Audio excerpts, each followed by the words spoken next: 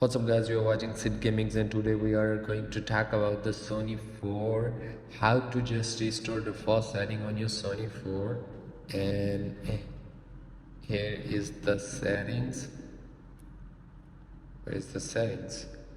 And then scroll down in the initialization, press 000. Here is the all settings you can restore are the first settings.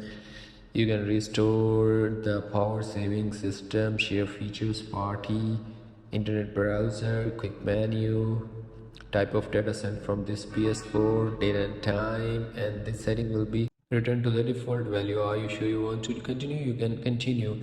You can default all the settings, internet connection and everything. You can restore it from here.